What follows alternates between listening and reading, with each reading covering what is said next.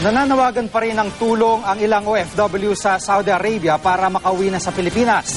Bukod kasi sa hindi makapagtrabaho dahil kulang ang papeles, aarestuin na rin sila kapag natapos na ang palugit ng Saudi government sa Hulyo. Nakatutok si JP Soriano. Hunyo noong isang taon, namasukan si Jocelyn sa Abha Asir Region sa Saudi Arabia bilang cleaner sa isang ospital. Nitong Nobyembre, tinapos agad ang kontrata niya. Simula noon, hindi raw siya pinasahod. Sa pilitan daw siyang pinapupunta sa Riyadh para mamasukang domestic helper. Dahil labag sa kanyang kontrata, hindi raw niya iyon tinanggap. Kinuha pa raw ng employer niya ang kanyang passport. Hindi rin ibinigay ang ipinangakong ikama, isang dokumento para legal na makapagtrabaho ang isang dayuhan sa Saudi. Tinatawagan namin, minsan wala sumasagot. Minsan naman pag tumawag kami, pinapupunta kaming Riyadh. Paano kami makakapunta ng Riyadh? Paglabas namin, hulihin na kami iyak. Dahil wala nga kaming ikama. Ang hirap talaga. Kaya takot na kami, malapit na matapos yung 3 buwan, di ba, na palugit. Nangangamba rin ang anak ni Jocelyn. Hindi raw makalabas ang ina at halos walang makain. Kasi natatakot po ako na pakulong po yung nanay ko doon.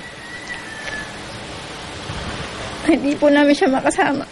Sa pulisiyang Saudi Station, mas prioridad ang mga Saudi nationals pagdating sa trabaho kumpara sa ibang lahi at pinagbabawalan ng mga empleyadong lumipat ng employer nang hindi pinapaalam sa gobyerno ng Saudi.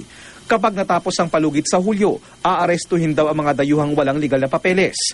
Posibleng makulong sila at pagmultahin ang aabot sa mahigit ₱250,000. Ang libo-libong undocumented OFWs naman na nananatili sa mga tent sa gilid ng konsulado ng Pilipinas sa Jeddah, nakatanggap na ng tulong mula sa ating mga kababayan at iba pang mga lahi. Pati nga kapwa undocumented OFWs, tumulong din. May trabaho pa po kami. Kaya nga po naawa na rin po kami sa mga taong nandito. May balak na rin po kaming umuwi pero naghihintay po kami ng tawag. Ang DFA nakikipag-usap pa rin sa gobyerno ng Saudi para mapabilis ang proseso ng repatriation at tanggalin ang ibang requirements para mabigyan ng exit visa ang mga nais umuwi ng Pilipinas. Bago makakuha ng exit visa, may babayarang immigration penalties at kukuha pa ng no objection certificate mula sa kanilang employer. Pero karamihan sa mga Pilipino, tumakas sa kanilang mga amo. Marami ring employer ang ayaw raw makipagtulungan. JP Soriano, nakatutok, 24 oras.